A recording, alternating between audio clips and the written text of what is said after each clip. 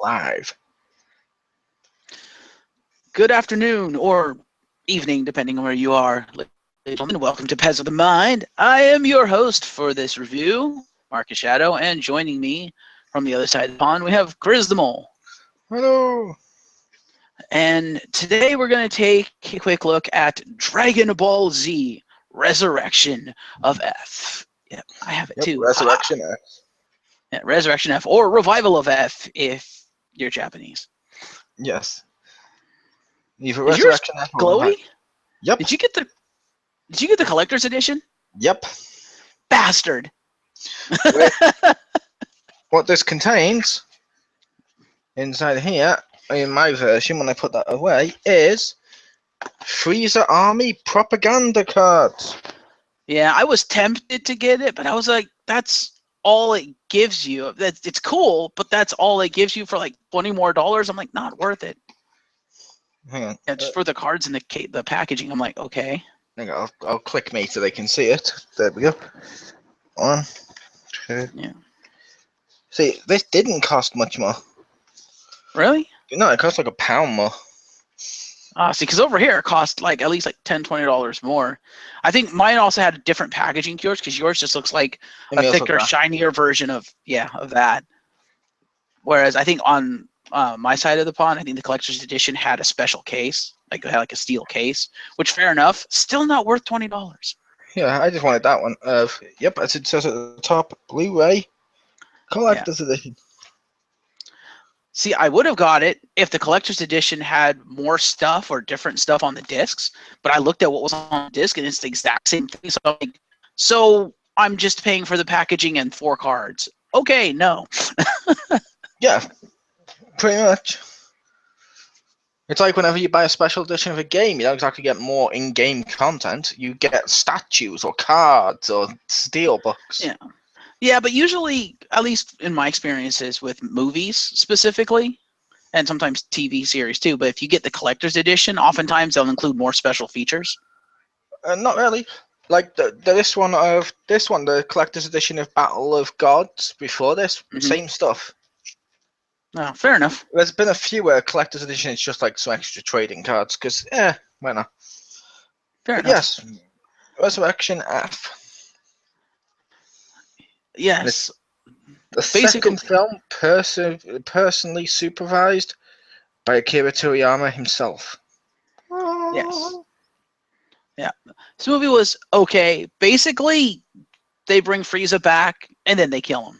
That's pretty much the plot of this movie. And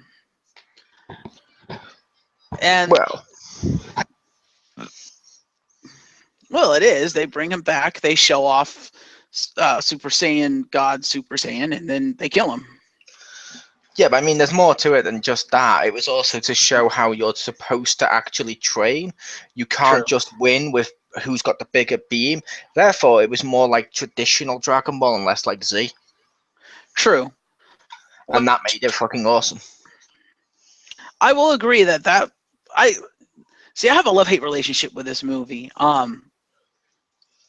I was speaking with Richter about it because I watched it with Richter last night, and he agreed with some of my assessments, but he disliked a lot of it just simply because they brought Frieza back, and that's just because he doesn't like bringing back villains. He thinks if a villain dies, the villain should stay dead. And I was like, my opinion is, if you're going to bring a villain back, you could do it, but do it right and make sure it's the appropriate villain. And I had no problem with them bringing Frieza back, and I was looking forward to seeing how they did it. My problem was they brought him back and promptly killed him and made him a 0 threat. I'm like, it's fucking Frieza. How are you going to make him not a threat? But my biggest issue with this movie stems from the fact that as I was watching it, I realized that this is basically Dragon Ball Z Frieza Saga reimagined and shrunk down to the size of a movie. Also, I don't know if it's like this on yours, Mole, but on the back of my case, there's no runtime for the movie. What the fuck? On the back of mine, yeah, there's no runtime. I miss having a runtime. Yeah, there's 94 minutes. Oh, you have a runtime. I don't have a runtime on mine. That's lame. Fair enough. But yeah, it's like basically Frieza Saga shrunk down to 94 minutes, which taking something that big and shrinking it down, okay, fair enough, you could do it and it would work. But when it's literally the Frieza Saga, like almost beat for beat and sometimes shot for shot the Frieza Saga pared down like that, I was like, no. Like if you look at the Goku Frieza fight, it's almost beat for beat the like Super Saiyan Goku versus Final Form Frieza fight from Frieza Saga, which I was like, really? You couldn't come up with something more original than that? And the biggest issue I took with the fact that they did that was that Frieza effectively does the same thing on Earth that he did on Namek. And Goku didn't see this coming, especially after they established in the series that after the Frieza Saga, when Frieza blew up Namek, every villain after that in the series, you know, big major villains, Cell, Boo, and stuff, Goku saw that coming a mile away, to the point that in the Cell Saga, Goku is constantly telling Gohan, blow him the fuck up, because if you don't, when his back is against the wall, he's going to blow up Earth. And Gohan refused to do it. And in the Boo Saga, Frieza does, to be fair, Frieza does not do the exact same stuff. It's completely different how he blows it up. I didn't say exact same. I said he does essentially the same. You said thing, that he does the exact same thing, and I'm like, no, he doesn't do the exact same thing. The way he blows it up in the Frieza Saga is he stands up, he does the big ball and stuff. This is Frieza on his knees with his hands on the floor.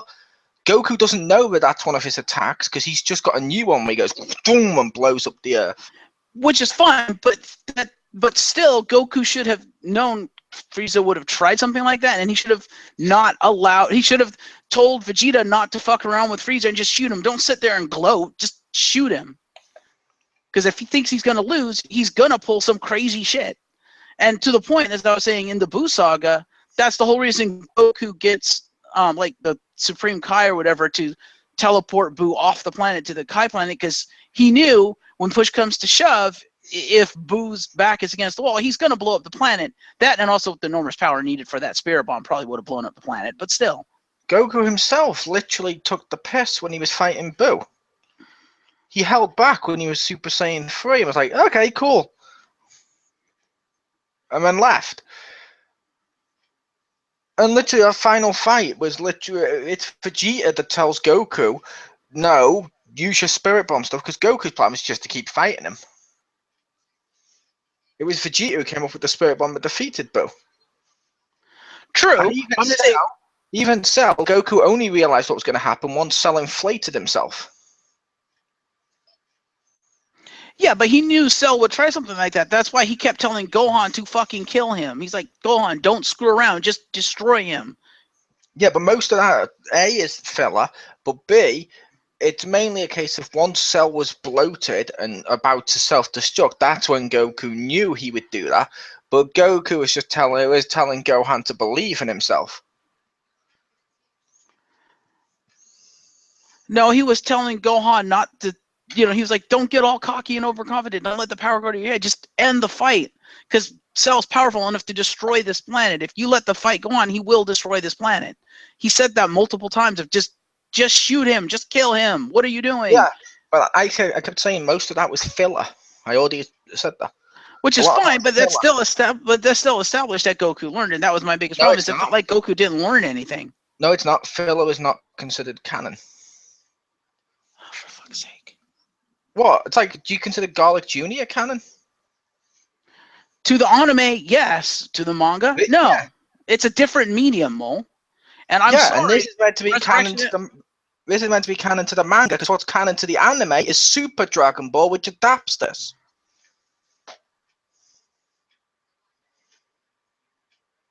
Literally, Super Dragon Ball, the first saga, is Battle of Gods and Resurrection F retold and reworked to match the anime.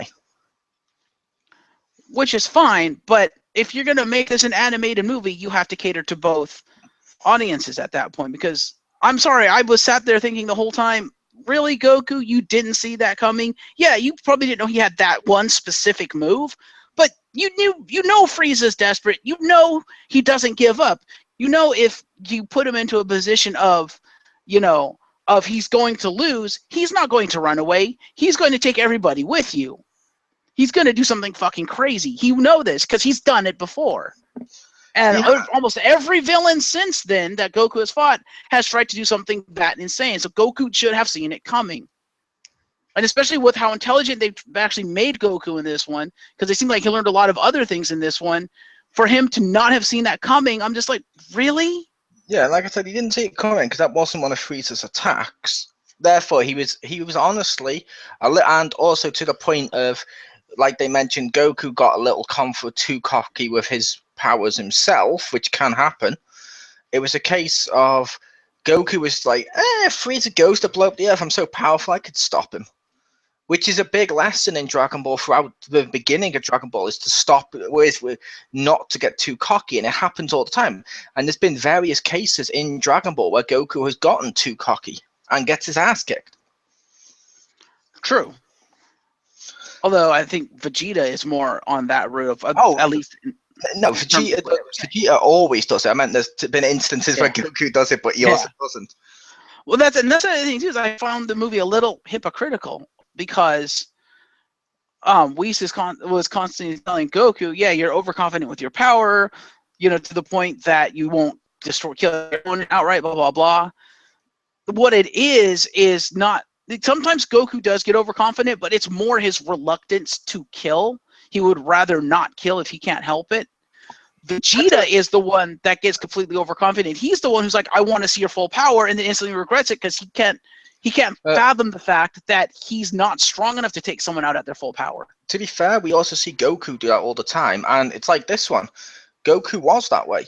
Because like Vegeta said, come on, let me come in already, Goku. Come on, it's my turn.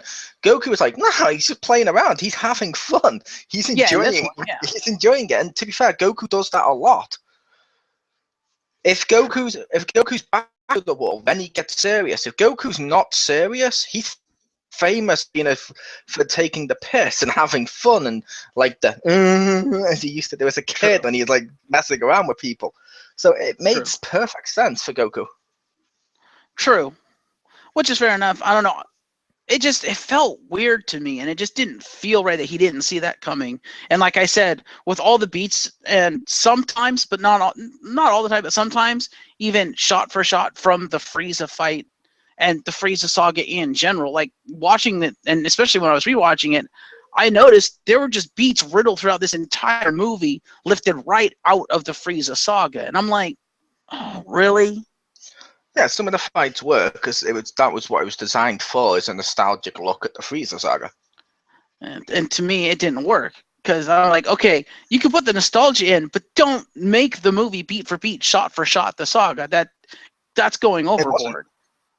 It wasn't beat for beat, shot for shot. In fact, there's a lot of instances where if you look at the scenes, what they've actually done cleverly enough is swapped the roles. Because last time, Frieza was more powerful, most of them. Goku is more powerful this time. They swapped around what the people are trying, to the point that Frieza's trying some of the stuff Goku is, just to show the difference in their power now, and that's actually pretty clever. Yeah, I don't know. It was too similar to me. But they did do good things in this movie that I like. Like, for instance, I like what they did with Goku and Vegeta. I like their friendship or relationship in this movie because it evolved it. And I like the fact that they are effectively friends at this point, even though they won't admit it. And they've gotten so powerful that they're just taking the piss. It's like, oh, come on, Kakarot, let me fight. Come on. Yep. No, I will also say, this film also proves something. What's that? The people hadn't realized. At this point in the film, Vegeta's stronger. Vegeta has officially surpassed Kakarot. Really? Yeah. When you see him in there with some of his stuff and some of what Vegeta's doing, he's more powerful. Vegeta's become more powerful slightly. Don't get me wrong, as the next series of Super evolves, Vegeta's effectively going to get a little bit nerfed. Goku's going to become the most powerful one again. It's going to happen during his next power-up. However, Vegeta at this point has become the most powerful, probably due to how he got his power. Oh? Goku got it through the ceremony from the ritual, so it was given to him, which normally happens to Vegeta, where he gets given the power, or he wants the power, so he takes it that style way, which is what Goku did with Battle of Gods. In order for Vegeta to have reached that, and they've mentioned this, he's trained intensely with Whis on the planet. So Goku's earned his Beyond God form more than Goku did. Therefore, he's a lot stronger with it and more practiced with it. And I'm like, that's kind of cool. Vegeta's actually surpassed him. I always like it during the series whenever Vegeta just nudges past him and you're like, I know what's going to happen. Goku's going to surpass you again, but let's just enjoy this. Which is weird because Whis constantly mentions that Vegeta is always one step behind Goku. So it's interesting to me that what your take from it is that Vegeta has surpassed Goku, when nowhere in the movie do they say that. In fact, they constantly in the movie say to the contrary, that Vegeta is a step behind Goku. They normally say Goku normally is a step behind Goku, but if you look at what's happened, Goku even has a line of, you're stronger than anyone thought, Vegeta. You've been holding back. And Vegeta's like, as he's doing it.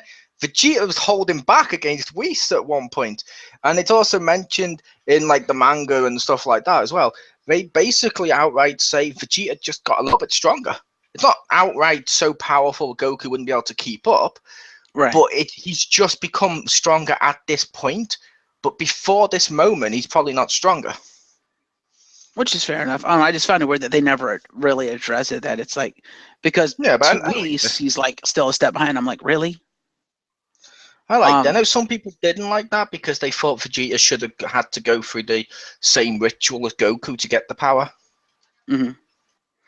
I could agree with that because that's the only reason Goku was even able to tap into the power, as Beerus pointed out. The fact that because of and the thing is, I knew Vegeta was going to get the form. I don't quite agree with the fact that he got the form, and not because of that, but because Beerus outright stated in Battle of Gods, Goku is unique. He was like, that's never happened before. And Goku's like, what? He goes, for whatever reason, you have a unique ability of being able to, once you've had a taste of something or once you've, experienced something, you can then tap into it yourself because your body is used to it. And they're like, However, Vegeta also has the same thing. They've mentioned that in Dragon Ball throughout the Z portion. They've mentioned that because originally, like the prophecy says, once one Super Saiyan comes around, that was supposed to be it.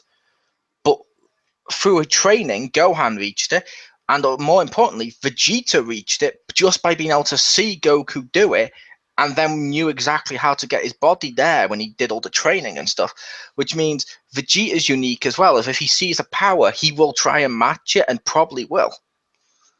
Which means Vegeta and Goku are very similar in that way, which works, because why would you want Goku to be fucking miles ahead of Vegeta? It's like, no. Then Vegeta gets relegated to Piccolo status. Yeah. And speaking of which, that goes into the other part that I didn't, that just made me really scratch my head with this movie, made me just go, why?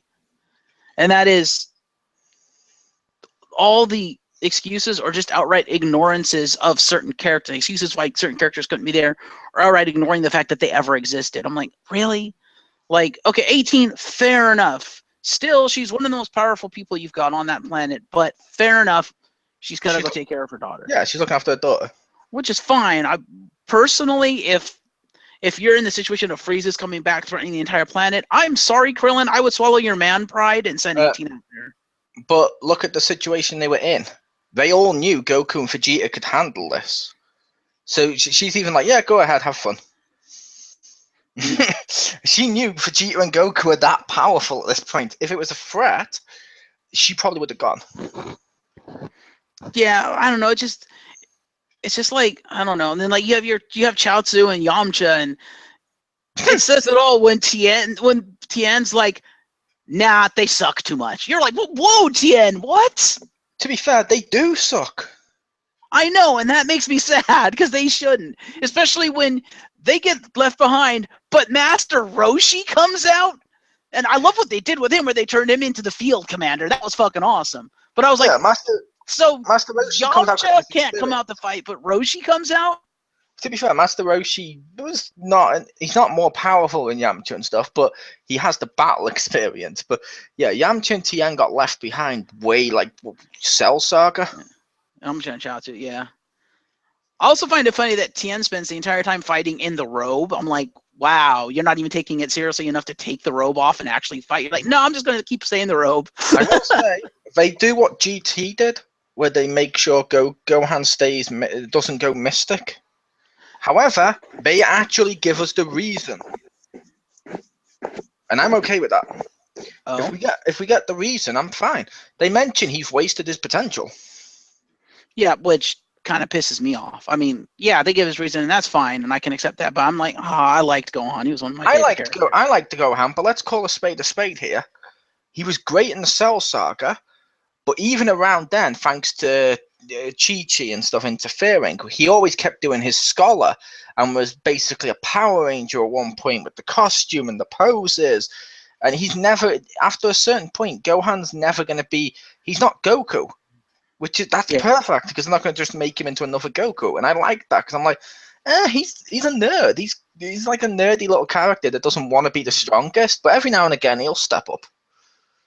Yeah, but like, I don't know, not including Goten and Trunks, when you're just like, if you had Super Saiyan 3 Gotenks out here, you probably wouldn't even need Goku and Vegeta.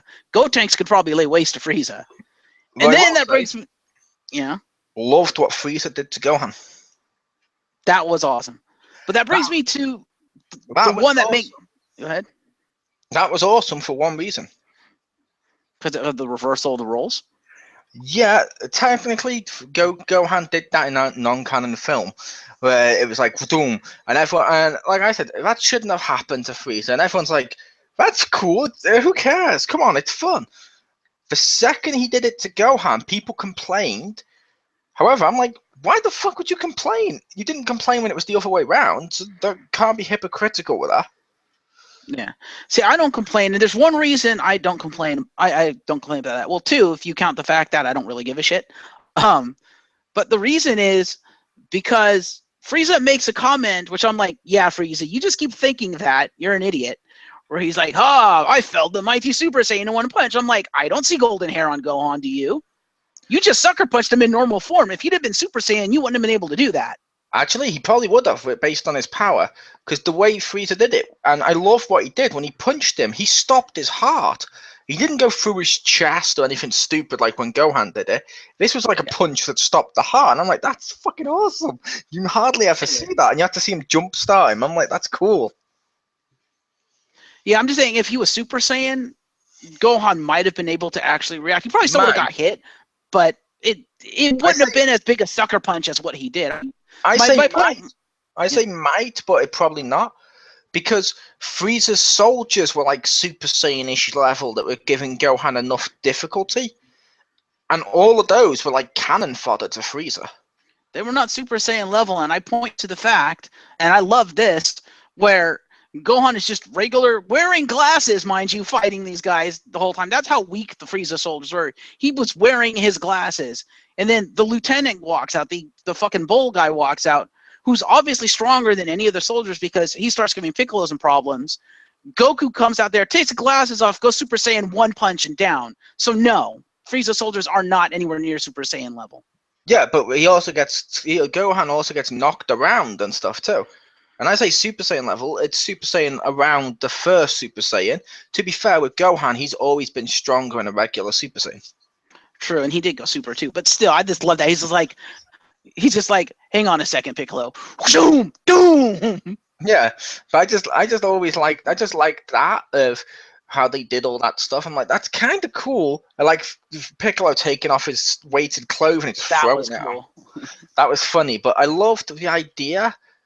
Like I said, that Gohan and with Gohan's heart was just stopped and they had to jump start. I'm like, that's kind of cool. Mm-hmm. Yeah, Piccolo did a defibrillator. Mm-hmm. Namekian defibrillation. I miss Pilaf from the first one. Pilaf was in this one. Yeah, but he wasn't in it as much. True. And I understand some people didn't like him as much in the first film. A lot of people didn't thought they used him too much. I like Pilaf. Because it reminds me of Dragon Ball. I always think Dragon Ball then Z in terms of and And that's kind of the vibe I got with Roshi, which I loved, because I love the fact that he's this big, beefy, badass, kicking ass. He was like, "You should learn to respect your elders." But then he turns around and Kamehamehas his staff, and he's like, "Oh crap!" Yeah. Which I That's love such a the fact this Dragon Ball. continued the message in Dragon Ball. If you need to train, whenever you get powers, you definitely need to train. Because Frieza was like, "I've got the power. Fuck it, I'm just gonna go fight him." No, you need to train with this. You need to get better. And I love that, because in Dragon Ball, too many times people just suddenly got a new form and we're the strongest ever in Z. And we're doing like the big beams and just destroying everything. It's like, fuck off. Where's all the training? I like they've brought that back. Yeah, and I like that they had Goku be the one to be like, "Yeah, you're suffering from Super Saiyan syndrome. Have fun with that, Frieza." Because Goku's gonna do that. He knows that, because that's what happened when he used Super Saiyan. He's like, "Yeah, that puts a lot of energy. I'm kind of fucking tired. Maybe I should train." Yep, which I like that. But that brings me to the one thing that just made me go. It made zero sense. You had zero reason, aside from we just didn't want to do it, or Toriyama didn't want to do it. I'm like, well, fuck you. You can't just arbitrarily decide that. And that is, where the hell is Mr. Boo? Where is he? They never mention him. You can't tell me, with all the fighting, all the key going around, Frieza nuking a goddamn city, that Boo did not sense that and would not come flying the fuck over. They explained that, technically, if you watch the first film. Boo's not a fighter. Boo's not a fighter anymore. He's just a friendly little guy that hangs around with Hercule like a pet. He's still one of the most powerful beings on that planet, and he would come to their aid. Yeah, but they weren't in trouble. No, but if a city gets nuked, I'm pretty sure that would piss Boo off, and he'd come flying in. Not necessarily. Like I said, Boo at this point, he's more with Mr. Satan and stuff, and as like his little pet. It could work why he wasn't there. But they didn't mention it, and that was the problem. It's like, at least you give a reason for everyone else. Give a reason for him, because, okay, you say he's Satan's pet. That's even more of a what the fuck, why wasn't he there? Because if he's with Mr. Satan, I'm sorry, if a city gets nuked, the people are going to look to their hero of Mr. Satan to save them. Mr. Satan's going to send out Boo. Yeah, but we didn't see the people turn to him, and we saw these guys go instead, which, that's fine. Plus, Battle of Gods, we saw Mr. Satan and stuff there with Boo, and he's semi-retired at this point, and Boo's just enjoying his little leisure, lying around eating pudding. Yeah, I thought it was weak at best. Plus, they have the God of Destruction on their side. Except he constantly said, "Yeah, I'm not going to do anything. I'm just going to eat." He kept saying, "I'm not going to do anything," but then when push came to shove, when they needed something to happen, you damn sure wish reverse time and let them win. He was on their team he was on their side the whole time. He just wants to seem impartial, because that's sort of how he is. Where he's like, "I don't care about your planet. I just care about the food." Yeah, part of me, especially after what Frieza says, part of me still just wanted Boo to show up just to see Frieza piss his pants. Because the two beings Frieza fears the most, aside from maybe Goku, are Boo and Beerus. You see the Beerus thing. I wanted to see Boo pop up and him just go, "Oh fuck." Yeah. But yeah, those were the issues I took with the movie. The rest of it, like, I loved all the fighting. I loved the the Z fighters fighting, showing them actually fighting and stuff. That was awesome. Doing something with Master Roshi, making him a viable threat and making him the field commander. That was amazing. He's like, yeah, this is bad. Scatter. Or our odds are wrong. And I love that it showed that Master Roshi's, like, even in his advanced age, probably the best tactician they've got. Because on the fly, he's just reading the situations and being like, "Yeah, this is bad. Oh, yeah, we could do this. Okay, this is how many people we're going to have to take out. Ooh, I don't know if that's going to work." Yep. Like, on the fly, I'm like, good God, man. Yeah, I also like the idea of what essentially what Toriyama's done with this. What's that? He's kind of done something he almost wanted to. Okay. There was reports, whether or not these are true, that he wanted to end it with Frieza. Then there was reports he definitely wanted to. There's definitely reports he wanted to end it with Cell, but there was some stuff that he wanted to end it with Frieza. Essentially, what he's done at this point, he's made Frieza the strongest villain that they ever faced in Dragon Ball Z. If you don't count Beerus. He's more powerful than Beerus. Because I don't know about that. Goku, when he's fighting him, is beyond God level, which is beyond the level he fought Beerus at. However, he's not used to the power, so he can't control it. However, just in terms of sheer power, he's more stronger than any of the other characters that they fought and the stuff, and that's kind of cool. Yeah, I still disagree with him being more powerful than Beerus because, yeah, Beerus. I don't know if Beerus is stronger than Whis. If not, they're at about the same level. He's Because not stronger Whis is than the one. Whis. Yeah, I didn't think so. But still, Goku couldn't even touch Whis.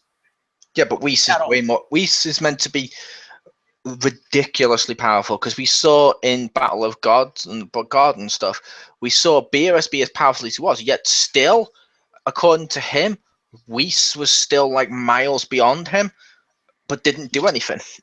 That's his character, which means he's one of those characters where he's like, if he did something, everyone would be completely fucked. He's just too powerful to do something. Yeah, and that's fair enough. But I also have the proof of the fact that Goku is still piss-ass scared of Beerus. Goku, if you look at him throughout all the series, he's the type of character who, unless he knows you can beat his ass, he's not going to be scared of you. He's piss-ass scared of Chi-Chi. For a different reason. Different reasons. And Videl. Again, different reasons. No, it still counts, but yeah. No. But with this, like I said, to be fair, he can defeat Frieza. He's more powerful than Frieza. Yes. It doesn't mean, but the reason Goku's like that with Beerus is because Beerus is training. Beerus could be becoming stronger. Plus, to be fair, with Goku, it's more like he's respecting Beerus because Beerus is the god of destruction that is like one like fucking licked pudding away from blowing up Earth. You kind of want to get on that guy's good side. Yeah, but if Goku is stronger than Beerus, why would he fear that? He'd be like, yeah, try it. I'll kill you in one shot. Because Beerus has Whis with him. Because Whis isn't Goku's friend. He's Beerus's friend. Well, technically, he's Beerus's mentor and Bulma's friend, but yeah. He's not even Bulma's friend. He literally calls Beerus a friend at one point. Yeah. That's why he chose to stay with him. He mentored him, but now he's staying with him because he likes him. Fair enough. Yeah, I would say he's Bulma's friend because he calls her Lady Bulma. Yeah, because she provides him with food. Which, to be fair, Lady Bulma is just a sign of respect. True. But I liked what we got with this film. Personally, I liked Battle of Gods better because the other problem I have with this film is, to me, it didn't feel like a movie. It felt, what I felt that they should have done is not killed off Frieza. I feel that they should have, established Frieza, established him as a threat. Basically, what they did with Beerus in the first one, where they established him as a threat, and then leave it off of that, and actually have Frieza, like Goku, learn from his mistakes and learn from the previous thing, and be like, okay, Goku's giving me a chance to leave. He obviously is very, very strong. Yeah, maybe I should take him up on that offer. But as you complained about before, wouldn't that be completely the opposite of everything we've ever seen with Frieza? Which is why it would have been a great twist, because it would have been like Goku's expecting one thing and Frieza's like, okay, and just takes off. And Goku would be like, the fuck? He left. Okay.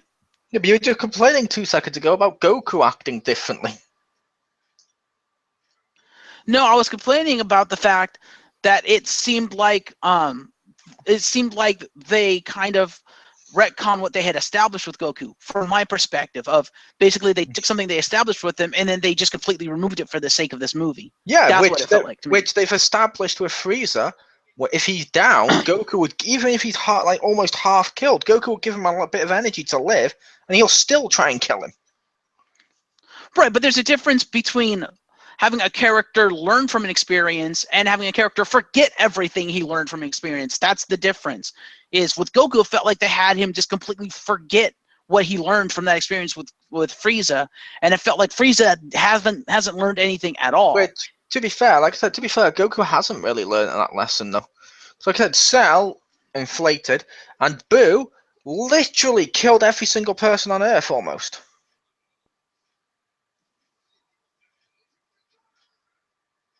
It was only because they teleported him away that the Earth lived.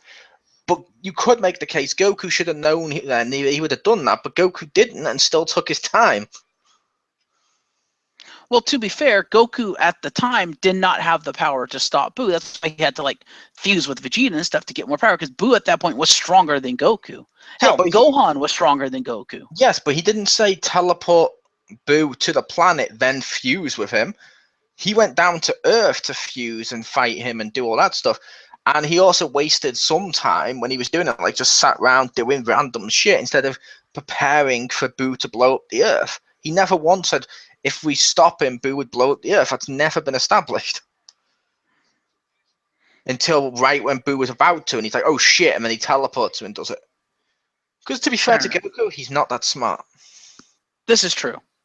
Goku's Although I like the fact that he's smarter though. Like they show, if you watch through all the series and like, and I know you're gonna say the movies aren't canon, but even if you look through that, you can see Goku as he has these different fights to different people. He actually learns things, and he becomes a little more intelligent. Yeah, he's not. And to be fair, the movies aren't canon. Besides the last two.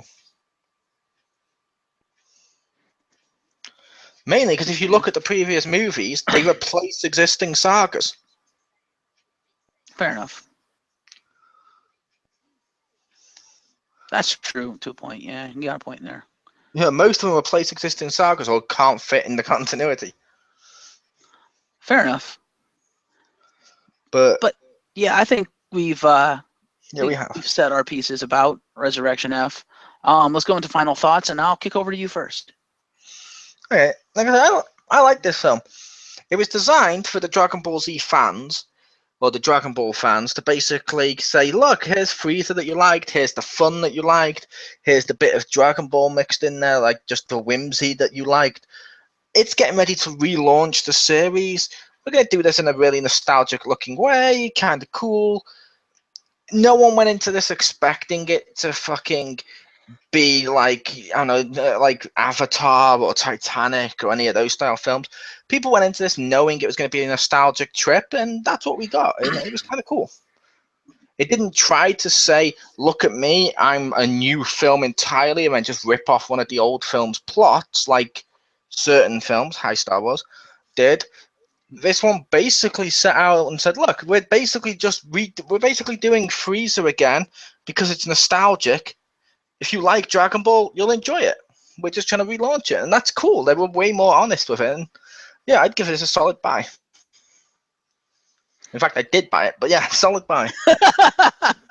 Fair enough. And I can agree with some of what you said. Absolutely. I really enjoyed the movie. It is a decent movie.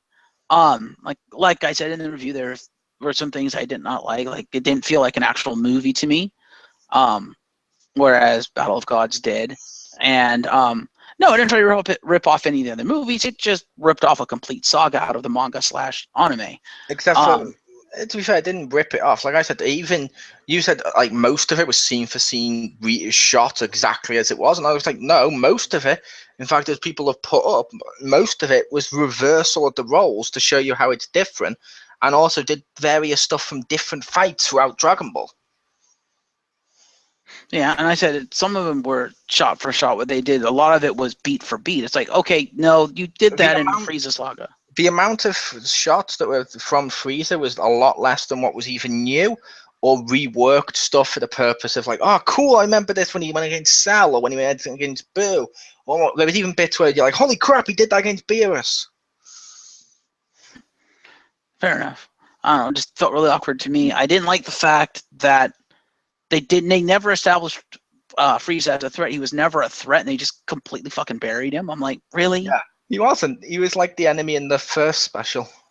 Which I didn't like that. I'm like, if you're going to bring back Frieza, he needs to be a threat. Because he was a threat in the original series up until the end of that saga when Goku got his Super Saiyan form. Then he ceased being a threat. But up until then, he was the major threat. Yeah, but he wasn't a threat after that. Like, when he came to Earth and we got Trunks. Trunks was literally like, "Fuck you!" Just sliced him in half. He stopped being a threat. That's kind of what Dragon Ball does. Is look at Pilaf. At one point, Pilaf was almost a threat to the people. They always tend to do that. When later on in the next saga or two, they're no longer threats because Dragon Ball at its heart was a joke manga. Which is fair enough. I don't know. I personally didn't like that. I thought he should have been a threat. And I think also part of that went into the fact that they tried to make it self-contained like some of the older movies, as opposed to Battle of Gods, which was not in and of it's self-contained, but it had that open ending of Beerus is still there. He could still kill everybody if he wanted to.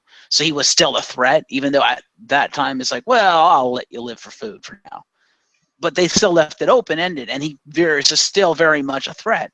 Whereas Frieza, they were like, no, we're just going to bring him back for nostalgia's sake and then completely, utterly destroy him. And I'm like, I would have rather seen him as a threat. And then just the fact they didn't include a lot of characters that I felt they should have. And I will give them credit again for actually giving some reasons for some of the characters, but others I'm like, give me a reason or have them show up at least. And this movie felt maybe a little bit rushed, but like it wasn't planned out very well because they had good stuff in it. To the point that I do recommend the movie if you're a Dragon Ball fan, because if you are a Dragon Ball fan, you will enjoy it. You'll like it. Obviously, I bought it too. So, but, for me personally, I enjoyed Battle of Gods more than Resurrection F. Also, how does this guy rate when he dies in the first 10 minutes of the movie? What the fuck? Really? This guy down here, the guy with the Geordie visor. It's like... Oh, those two. It's because, look at how the posters were worded. Those two are essentially the catalyst for bringing around Frieza. They're literally wishing him back to life, which Frieza's soldiers helped do. Well, Sorbet makes sense. He's the general. He's there for most of the movie. This guy bites it in like 10 minutes into the movie. I'm like... but he was also there. He was also the most famous of the minions with him. I think they should have used the Bull. The Bull was more of a threat than he was, and it was more of a main character than him. One thing is worth pointing out, which is fucking awesome. New logo on Goku? Yep. And Vegeta, they have the same logo. They do, but I was just on about because Goku has changed his logo multiple times in Dragon Ball, and it's always a big deal. True. I mean, you say like he was instrumental in bringing about Frieza, which is fine, but the movie itself doesn't even care. Because when he mentions it, Frieza's like, I don't care, and just kills him. Yeah, but from a movie standpoint, he's kind of an important deal. Yeah. I don't think he should have got top billing. It's like, if you're gonna make that big a deal out of him, if you're gonna make that big a deal out of him, he needs to survive longer than 10 minutes. I'm sorry. Also, and you might get a kick out of this one, Mole. I don't know if you thought the same way, but the Goldo replacement, the frog guy. Yep. When Rick first saw him, he was like, "Holy crap, it's Frog." I was like, it's like a kind of a fuse between like Frog and Slippy Toad. But yeah, so Dragon Ball Resurrection F, decent movie. We both enjoyed it. Mole liked it more. So check it out. I wish I'd have seen it in theaters though, because I think that would have been an awesome experience. So hopefully, hopefully Dragon Ball Super will be awesome. I do want to see that. I don't know how awesome that'll be. Because like I said, literally the first saga so far is literally Battle of Gods and Revival of F retold with an extra death. Oh. They're not going to expand it. They're just going to expand it to that point of just extra death. They're expanding it a little bit, but not too much. Because to be fair, it's already completed, and then they can concentrate on a new story. They don't need to drag it out as much as they did with Dragon Ball Z. Because that's one of the reasons people didn't like some of the stuff with Z, is how much they dragged out the filler.